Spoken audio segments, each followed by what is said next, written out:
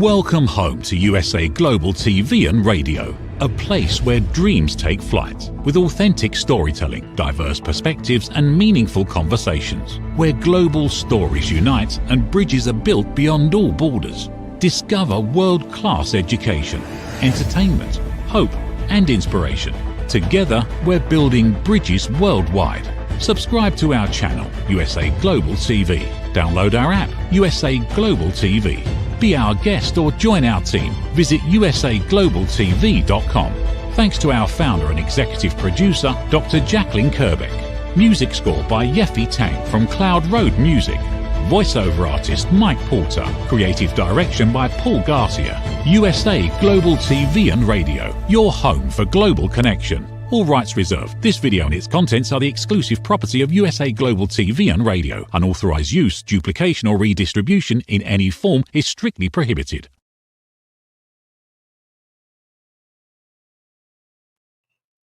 Welcome home to USA Global TV and Radio. I know you're expecting to see Red O'Loughlin. I am actually stepping in for him and hosting The Wise Ones here on USA Global TV and Radio.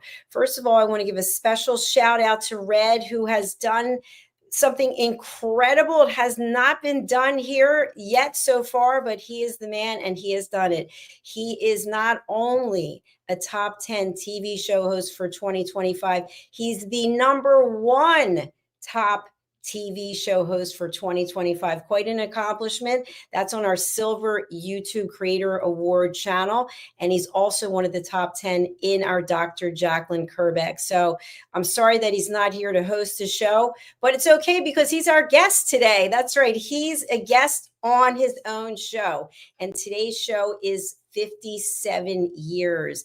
In my entire career of being in corporate and as an entrepreneur, I have never had the pleasure of interviewing anyone who is celebrating 57 years of marriage. That is quite an accomplishment, something that most of us will never achieve. I know I was a complete zero at 6. So let's welcome him to the show. He is not only a researcher, and he's not only a TV show host and an author, best-selling author, a publisher, an editor, a distinguished Toastmaster, a veteran. He is someone who loves God, his country, and his family, and they are the priorities for him. He always shows up at the highest level of professionalism. I know that I can count on him without even giving a second thought. He shows up and he shows up ready and willing and able to help and support in any way that he can. Let's find out the secret behind, it's not just one, I'm sure many secrets behind the 57 years. Welcome, Red O'Loughlin, to your own show. Hello. Thank you so very much, Dr. JACALYN. And just as you were saying those last sentence that you came out, I heard a crackle of lightning outside, a crackle of thunder outside. I don't know if that's ominous or just wishing me good luck from all the way around, but if we lose contact today, it may be because of other situations. But regardless, I'm the oldest of 9 kids, and a lot of responsibility on with that. And I didn't realize how that would enter into my marital life, but I met my wife at a football game, actually as a B team football game on my birthday about 3 years before we got married. And, you know, a phone call or two later, we started dating. And after about almost 2.5 years, I proposed to her. And then 6 months later, we got married. And what was interesting was that my best friend and I went up to Dallas, Texas from Corpus Christi to take a naval aviation aptitude test and physical. We both passed the test. I passed the physical. He didn't. He got a 4F. I passed. I ended up in Vietnam. He didn't. I'm in Vietnam. He gets killed in a motorcycle accident back here in the States. You know, stranger things have been known to happen. But what was really interesting was I married my wife, and I'm in boot camp literally not much longer after that. And they have this video that they were showing back then called Sex and the Naval Aviator Part 2. And when they're talking about naval aviators, yeah, that was just a draw into the title, but they talked about the psychological makeup of naval aviation. And one of the things that I remember very distinctly was that in many, many cases, flight surgeon is standing up on stage in Pensacola at the movie theater. And he says, I like everybody who's the oldest born male in the family stand up. And literally the whole audience stood up. And he says, that is something that's unique to naval aviation, the oldest born male becoming a naval aviator. He says, sit down. He said, now, those who are married, are you married to the oldest born female in the family? Please stand up. And again, a huge amount. And it never dawned on me. My wife is the middle of 7, but the oldest born female. I'm the oldest of 9, oldest born male. So the oldest born male married the oldest born female. Now, later on, when I'm in my first squadron, I look around, we start talking at parties, having a few drinks and things like that at the bar. And literally almost everybody in the squadron is the oldest born male married to the oldest born female. Now, why so? It's not that way in the Air Force. It's not that way in other industries and things, but it's something unique. So, Dr. JACALYN, that was the first time that I figured out that really and truly is probably the reason why everything lasted so long, is because it's dictated by history. It's preordained, possibly. Yeah. I didn't know that about how you two actually met. That's really fascinating. A good friend of mine, very good friend of mine, also a relative of my wife, gave me a call up and says, my brother's playing B team game over in Ingleside, Texas. It's in between. We were in college, and you want to go? I said, yeah, why not? I have nothing else. And so I go over there and meet him, and this beautiful blonde is sitting about 10 feet down the road. And I kept looking over, and kind of trying to catch her eye. And anyway, finally I hit her phone number from my friend who has since passed on. And so we, started the phone conversation and the dating, and everything went from there. But that's how we met. And it's, in fact, when I went up to Dallas to take the test, he flunked. I didn't. He was my best man at my wedding, which was I said I do to the Navy on a Sunday afternoon. The following Wednesday night, I said I do to my wife. Well, the Navy lasted 31 plus years. And right now, today is number 57 years for my wife and I. I just have to give you both a round of applause, because it's so beautiful. It really is. And even we're hearing sirens. Everybody outside is excited too. So Red, a question that I'd like to ask is, because 57 years is a very, very long time. And with the younger generations, and I'm just speaking in general, because obviously this isn't across the board, but I found that people are in and out of relationships, they're in and out of careers, and it's kind of like, get as much information as you can, or as many experiences as you can, and move on. So you and I are from a different generation than that generation. And I think we value longevity and loyalty. So what is it that's kept the two of you together in a world that seems to be really focusing on us doing as many things, being as many different people in many different jobs as we can? And you two have found the secret for happiness. Dr. JACALYN, I don't know that there's a secret. I'll tell you what I think. Obviously you have money is always an issue. Communications is always an issue. There are a lot of things I think generically that are issues for any newlywed couple. That's because we're just not trained in being able to handle things that we've never handled before.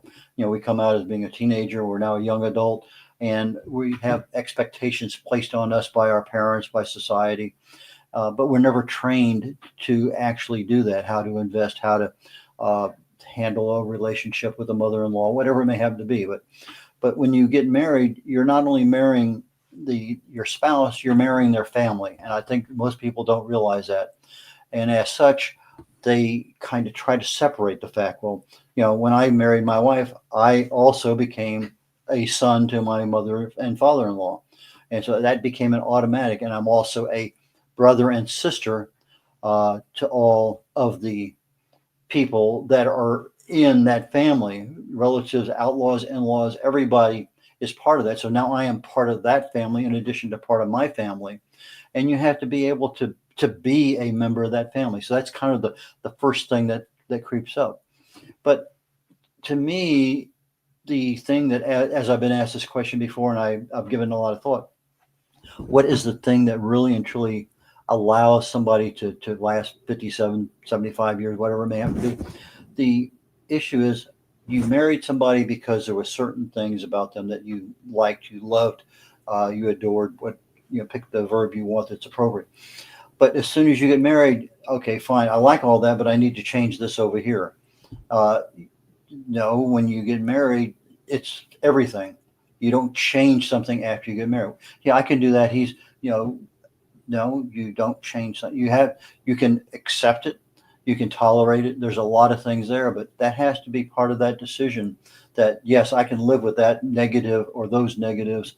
And whether it's a religious issue, a political issue, a cultural issue, there are going to be a lot of them out there, but most of us don't even understand what the real crux of the situation is. If I have a daughter who married a Hispanic. I have a son who married a black. There are cultural issues there. I have a son. I mean, I know people, and also in our family, a Catholic marries a Baptist. So you have religious issues there, or you have somebody who's non-denominational. There's just a lot of things.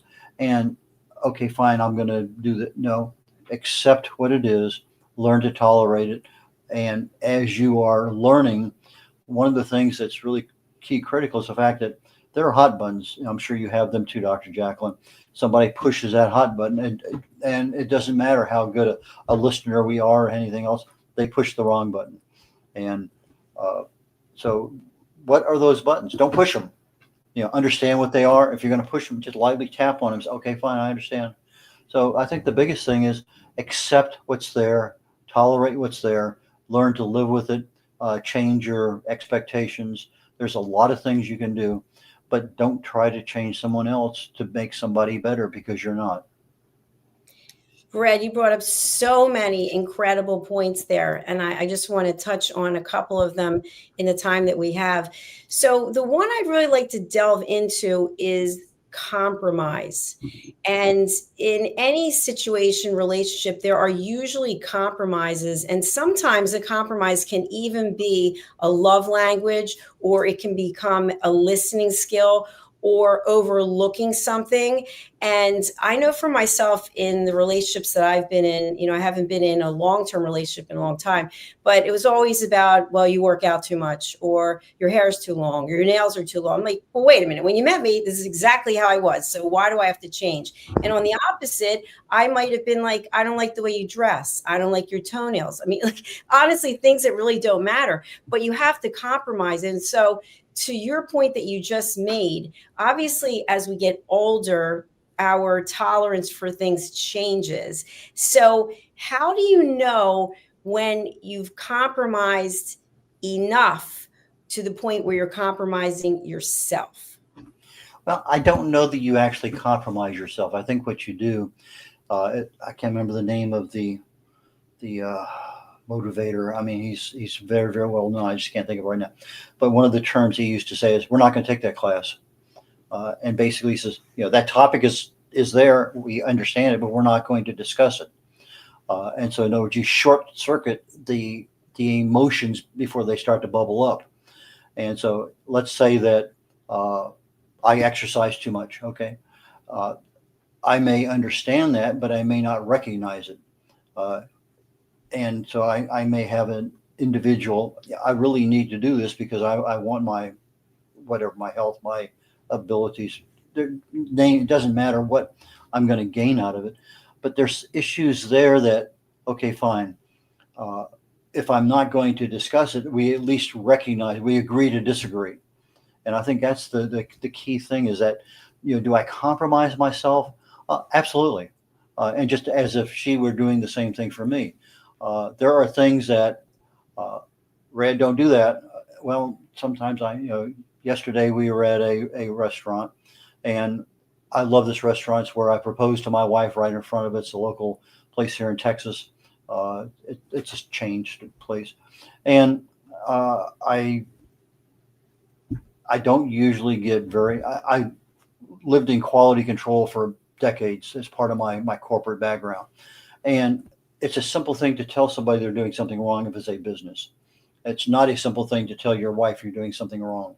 It might be a little bit easier to tell your son or your daughter you're doing something wrong.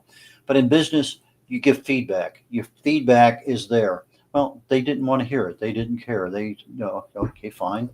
Look up, here's Google. I get the customer service number for the company. And I spend about 5, 6, 7, 8 minutes talking to customer service about the complaint that I had lodged. So there's some places where, yeah, you compromise. There's some places where no, you don't. But it depends on who that entity is on the other side of the conversation.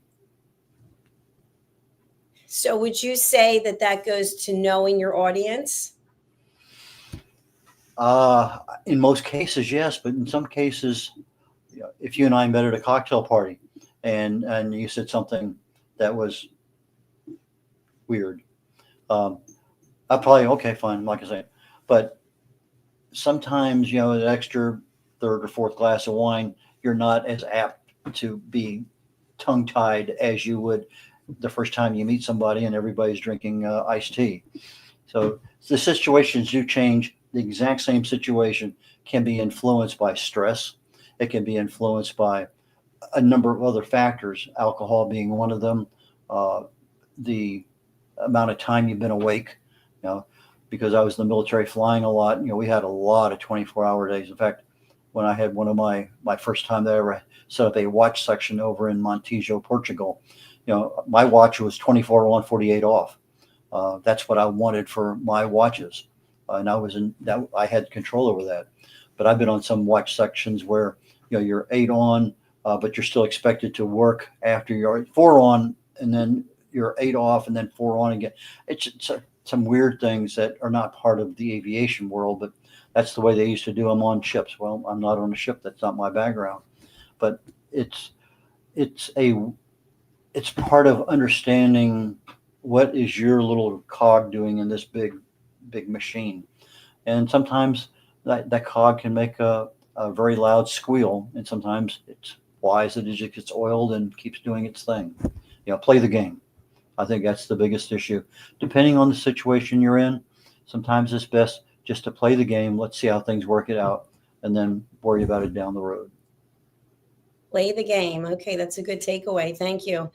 And Red, that I teach courses on listening and setting boundaries. And what I'd like to talk about now and have you reflect on is I've seen this many, many times, even as a coach, when people come to me if they need counseling, and people fell in love. They liked all these things about the person, and then they almost turn on them. And then it's like they're the enemy. It's not like they're the same person that they fell in love with. It's kind of like they have so much anger and hostility at the other person.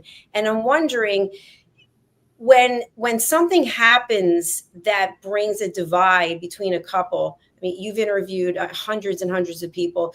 So when something happens that brings a divide between two people, what's the best way forward, or what's the best way to walk away? So where I'm going with this is you two have been together for 57 years, which is amazing. And you're happy. You have a beautiful relationship. There are plenty of people out there in relationships for, clocking years and clocking time, but they're not happy. And they actually have lost the respect for one another, but yet they stay together for the family or the kids or whatever the case is. So how does one handle the volatile situations that put a divide between couples?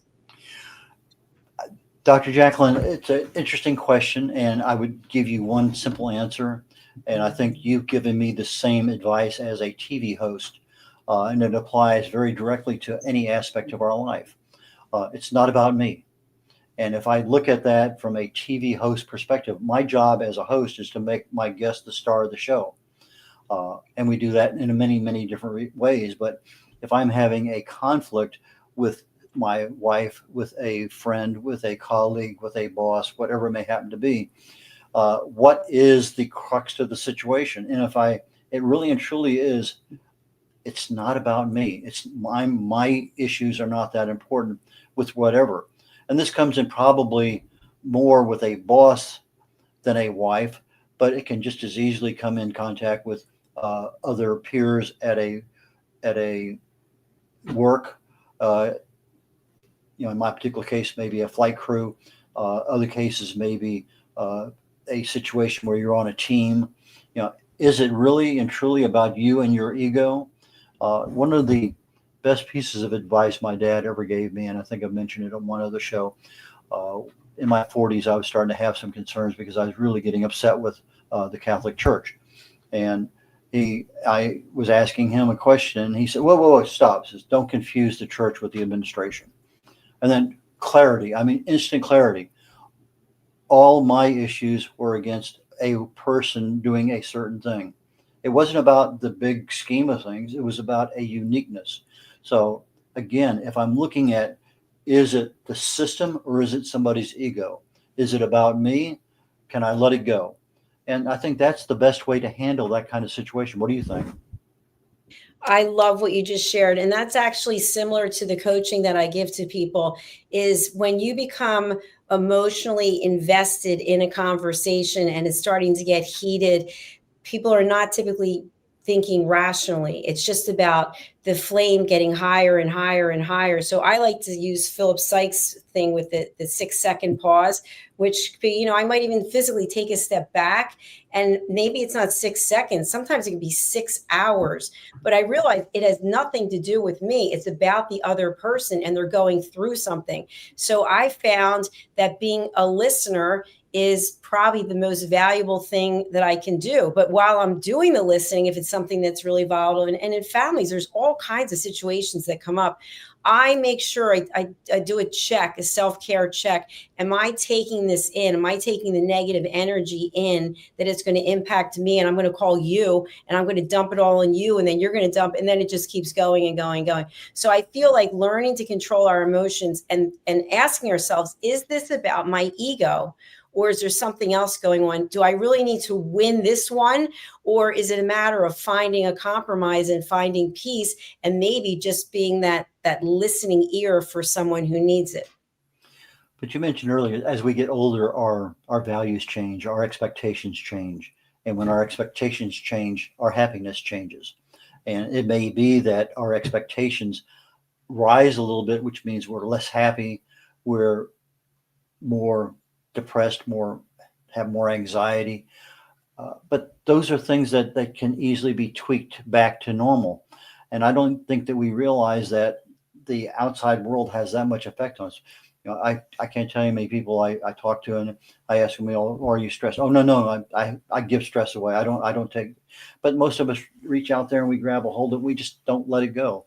And when we start doing that, those little things build up, build up, build up, build up, and you end up with a health issue. You end up with a relationship issue.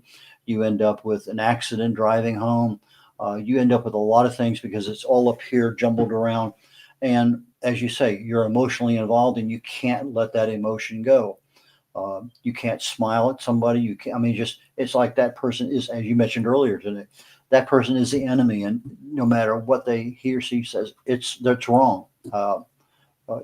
We see that so much in society now, not willing to even listen to the other person. They're wrong. It doesn't matter. So I think in the particular case of what we're talking about, yes, that emotional bubbling is something we need to be aware of. And it usually happens because our voices raise up. We start stepping into the situation. We start really being argumentative with somebody that is it really and truly their fault, or what's the situation? And we don't assess it well. We just go on instinct or history, and that's what it always is. That's what it's always going to be. But as you get older, you should be able to make changes. Should be able to. Absolutely. And I think as we get older, at least I'm finding with myself that I'm able to look at situations and I'm even able to feel someone else's energy, believe it or not. And I'll say to myself, this is not where I want to be right now. This is not going to work out. And as you know, especially with this television platform, all of us have to be coachable. We all have to be open to feedback. And I feel like with relationships, that's the same thing. How open are you to really sitting down and having a conversation and looking at both sides and possibly another solution that maybe we haven't thought of, instead of I have to be right, it's my way or it's the highway. I remember when I was in corporate, I had a client who worked for a very big pharmaceutical company, and he used to say that that our team had to do it his way. It was all his way. It wasn't about the company's way or what we would suggest as trusted advisors. And I thought there's something going on there, and I'm not even going to label it or judge it, but to me, it has something to do with the ego. And so I'm not really sure that the ego is showing up in the best way when it comes to just trying to win arguments and trigger people to fall into patterns of behavior that don't serve them. Well, sometimes you can work around a problem very easily, but we don't define what the problem is in order to step back. Okay, what other way can I handle that? I had several exercises I had 11 reserve units, 2 Coast Guard and 9 U.S. Navy reserve units that I would send overseas to various exercises. And one of them, the exercise, actually about 3 or 4 exercises a year in Korea. And the first thing I did on the first exercise is I wanted to have somebody on my team being able to understand and be interpreter. So I went to the Naval Postgraduate School and I asked for a half a dozen Hangul speakers. In other words, these are Navy enlisted people who learned to speak Korean. And so I brought them over on the first exercise. And part of the cultural problem over there was that the Korean naval officers wouldn't talk to an enlisted, whether it was Korean or U.S. So I had a disparate. I had people there that could help solve the problem, but they weren't even allowed to be part of the solution. So the next exercise, I did the same thing, but I told everybody, do not bring a uniform. You are civilian consultants. That's the way you're going to be introduced. That's the way you're going to, and it worked out great. And so that particular problem of having a cultural issue, you could work around it. I had a similar one in Bahrain, where I put a female Coast Guard captain as the commanding, the head person, the CEO of a particular operation that we're doing over there. Well, the Bahraini officer corps and senior management, I wouldn't talk to her because she was a woman. So I had to take the XO, which was a Navy captain, put him on the organizational chart as the head guy. He would go to all the meetings, but he would make no decisions. He would come back, talk to her. Okay, fine, this is what we're going to do. So he became the liaison of being able to make everything run. And so she accepted that and she said, fine, I'm in charge. We're going to do it my way. I said, absolutely. And so he was just the messenger that would go back and forth. But they didn't realize, the Bahrainis didn't realize that he was the messenger. They thought that he was the person in charge. So there's many different kinds of problems we have in our lives, and a lot of them deal with people, cultural issues, and it's very, very difficult to overcome. But if you can step back and what is the problem? How can we solve it?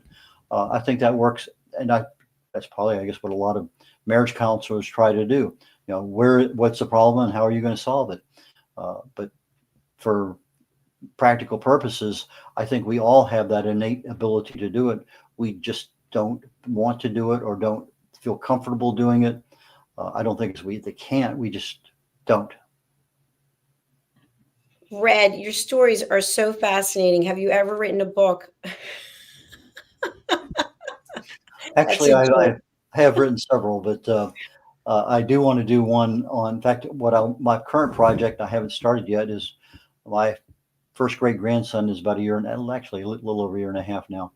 And I want to do a series about 8, 10, 12-minute videos and compile an autobiography with myself, my wife, and probably my son and my daughter, where I have something that I can put 100 videos on a YouTube channel, privacy guaranteed, so that not only my great grandson has access, what do you do in the war, grandpa, great grandpa, and we can cover those things. I mean, beginning of my career, I got an invitation to Vietnam. Yeah, I flew over there for a while.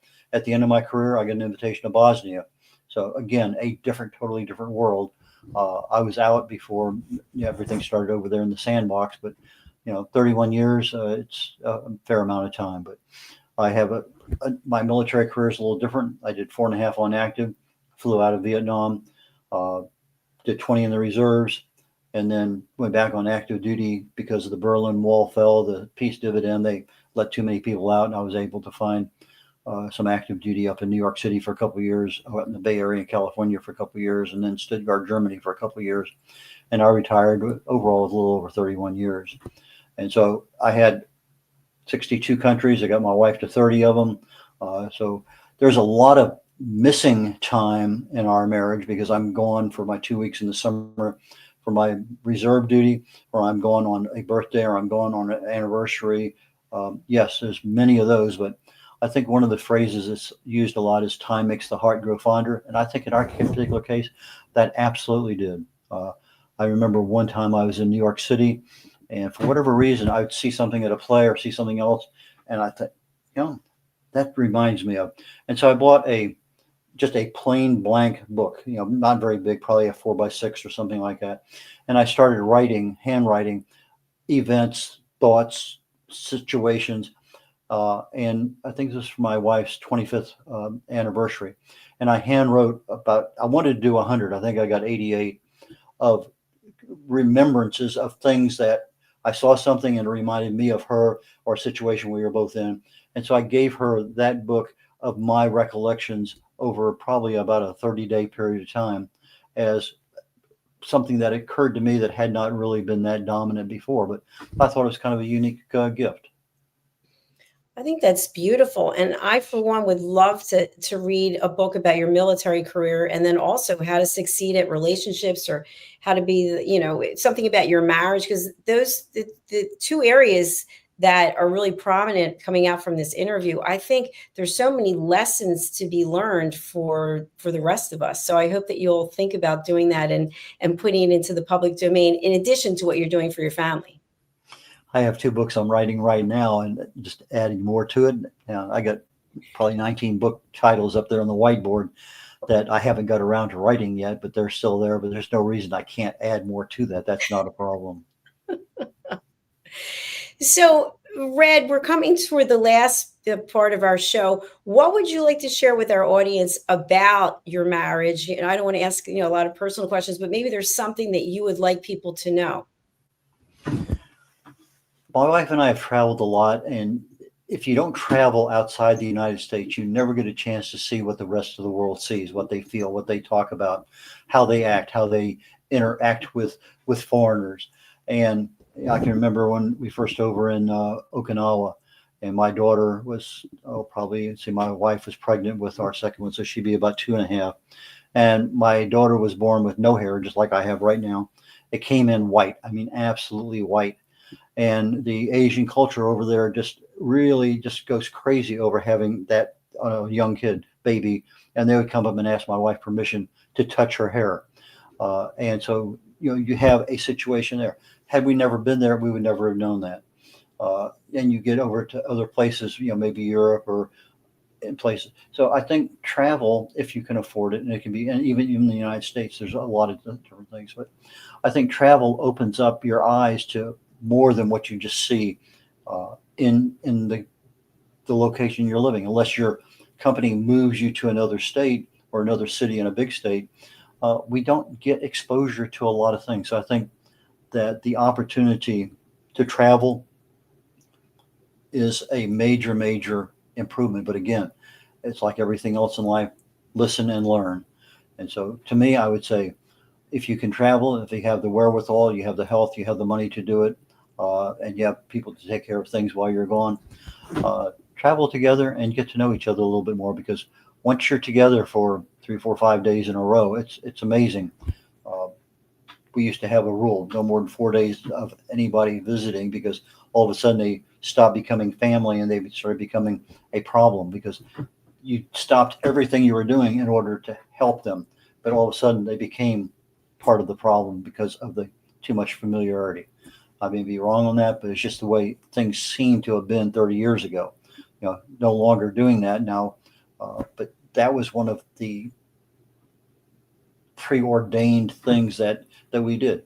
If you want to come over now and spend 30 days, fine. We've got no problem. We've had that happen. In fact, about 3 years ago, a friend of ours, I found out, was leaving a hospital and she didn't have a place to go. So we ended up having her live with us for about 6 or 8 weeks. Got her back on her feet, got her into a new place. Thank you very much. Yeah, but never a problem. But 30 years ago, may have been. Maybe it's my age. I don't know. But we do change over time, or at least we should. So if I had to leave somebody with a thought, it's not about me. Don't change someone else. enjoy life as best you can. And Red, just to talk a little bit about the traveling together, because I know I've traveled with different people, and sometimes people have different things they want to do. So you have people who love to do tours, right? They want to see everything historic and all the culture. And then you have other people who want to go and eat and drink all day, or some people just want to go to the beach. So when you are traveling together as a couple, how do you work out what the boundaries are in terms of what you're going to be doing and how the time is allocated so that both people are happy? Good question. We have very similar interest in regard to food, travel, location, scenery, tours.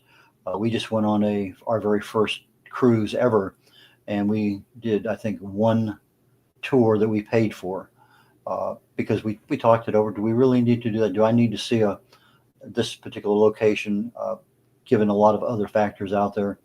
So, as we talked earlier, communications is part of it, but being able to say, I really don't want to do that. Okay. But I want you to enjoy it. In other words, love is making that is doing whatever you can for the other person, no matter what.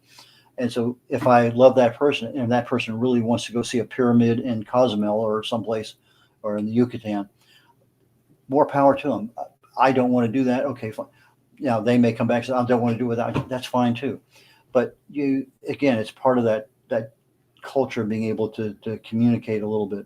We would leave Germany on a Friday night and drive for 8 hours, and wherever we got to, that was where we spent the weekend. It was a nice leisurely drive back on a Sunday, and so we get 2 or 3 countries away from Germany, and just absolutely have a wonderful time. And so, okay, I've never been to Budapest before. Well, I've been there 4 times, 5 times. Never been to Prague. Well, I've been there a dozen. Okay, so I know what to go. But if we're the first time that we're ever going to Trieste, or the first time we're ever going to Barcelona, then we're both there together, learning what is there. And if we find something, okay, let's plan we're going to plan another trip back here, and that's what we're going to concentrate on. I still want to get back to Verona, Italy, because that's one of the places I loved. We both loved, and we just never got a chance to spend enough time there. Sounds like it's a good trip to start planning, maybe for 60th, for sure. By the way, have you been to Vienna? Oh, absolutely. Been there many times. In fact, Vienna is one of my, it has so much vegetation there that in the wintertime you can see the buildings, but it's cold. But you can see a lot. You drive through the exact same place in the summertime, and the trees and the bushes and everything kind of block out the view. Some of my best Wiener Schnitzel in my life I had in Austria.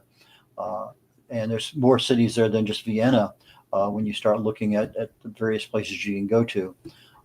Salzburg is another place I can't think of them, just down south of that. But yeah, we had some wonderful, wonderful times in Austria. And as you're driving through places, all of a sudden you realize that you're supposed to have a little decal in your car. Well, they have decals for different things, as opposed to, like, Czech Republic has a decal for something, Austria has a decal for something, Switzerland has a decal. Anyway, so as you're driving through, you live and learn. And so a lot of things there. And yes, I loved Vienna. Well, I loved it as well. And Roland Friedel was an amazing tour guide. So I really thank him. And if you ever go there, please look him up to take you around. Or you can take him around, as the case may be. So, well, my friend, we are at the end of the Wise Ones. You have another show that's coming up right after this. Would you like to speak to that for our audience, please? Yes, my next show, literally in a couple of minutes or so, is going to be called Talking Heads, and the topic today is longevity secrets updated. I wrote a book several years ago that I talked about what causes aging, and at that point in time, based on what I could find, I identified 2 primary causes. One being the attrition of the telomere at the end of your DNA, and the other one being the degradation of human growth hormone that our bodies produce over time. And I wrote a pretty good book on that, and I included some extra things. Well, I think with AI and some other things out there now, when you say what causes you to age, now you have a lot of stuff. And this particular paper says here are 8 hallmarks of aging. Okay, and I look at this one over here. Well, here's 9, or here's 12. And so I have 12 hallmarks of aging, although I've added a couple extra myself. And because it's such an extensive topic, and I'm talking about what are the causes, what do they do, how do they emanate, what can we do to stop it, and I'm looking what can we do to stop it from a lifestyle choice. In other words, our diet, our exercise, our stress management, our sleep, those kinds of things that don't cost us a whole lot of money. but more awareness and being able to actually take action and do things, because they do have an effect. If you eat the wrong stuff, you're going to get different results than if you eat the right stuff. If you don't exercise, you're going to get different results than if you exercise. If you get poor quality sleep, same thing. If you don't manage your stress, you're going to get the same thing. So a lot of those things are very, very controllable. But if you're not aware of it and you don't take actions to control it, later in life, when you really want to retire and live and have a good time, travel, do all kinds of things, you can't, because you're physically unable to. And so that's my concentration today, is Longevity Secrets Updated. And we're going to be talking about the hallmarks of aging. It's going to be a fascinating show. I can't wait for it. Very excited. So, Red, if someone wants to be a guest on your show, let's walk them through how that happens. I'm going to bring up the website now. usaglobaltv.com. You go over to book my shows, and I'll let you catch up with that there. And they will go down. Okay. USA Global TV, and we're going to hit book my show or book a show. And you're going to go down, down, down, down, down, down. And then you start coming up into the area where the individual shows pop up. I have two that can easily be booked on here. My Talking Head show is a show I do by myself, but the Wise Ones, the show we're on right now, is a show that all you do is you click on that, look at what's available. Right now I have 4 slots that are available this month coming up. If you did the same thing with the Corner Bookstore, you'd see all those are booked already. But you fill out the information, and it's critical that this information be filled out. There's only about 3 questions and some contact information. But this is what gives USA Global TV and Radio Network the marketing opportunity and the legal sign-off that, yes, we can use your name and any pictures that you might provide to say, yes, we can market your show as part of the USA Global TV and Radio Network. And it also gives us an idea of what's important, what do you want to talk about on the show, so we make sure we highlight that. My job is to make you the star of the show. I need to make sure that we're covering what's important for you on that show. So whether you're an author, an editor, a designer, a publisher, if you have anything to do with the book industry, I'd love to have you come on as part of my the Corner Bookstore. If you're a business owner, if you're a very successful author, we've had so many different kinds of people on the Wise Ones, but it's primarily oriented toward success in life. And however that success is manifested, I would love to have you come on. And if you think of a topic that you would love to have me chat about, and again, I have to have an interest in it. You tell me you'd love to have me talk about marijuana. Not something that I usually do, but I've had several people say, well, what about THC? It's not a topic that I really want to get into. But if I find something that really is of interest and I want to pass it on, okay, fine. And I get 2 or 3 people that ask about it, I'll do something. But most of the time it's, what do I think the audience wants? But I'm certainly open for conversations on that. The best way to reach me is email red.o'laughlin@gmail.com. Call me on the phone, leave a message. Don't just hang up. Especially if you don't have a name. If you have a name, Jerry Smith, then I'm probably not going to delete it. But I get so many phone calls from all sorts of things that if it's just a phone number, generally speaking, there's no message associated with it. I just delete it and go on. But I do my email. I do instant chats on Facebook and Instagram and LinkedIn. So those are easy ways to reach me. But probably the worst way to reach me is texting. Not one of those things that I spend a lot of time on. I think it's because I type over 80 words a minute, and sitting there punching buttons to respond to something just takes so much time that I leave it to the last. So that being said, I thank you so very much for time today. And Dr. JACALYN, really and truly appreciate you taking over the hosting duties today. It was an absolute pleasure, Red. Thank you so much for being here. Thank you for inviting me to be here. And again, congratulations to you, Marilyn. I hope that the rest of your day is blissful and just filled with joy and love. Thank you so very much.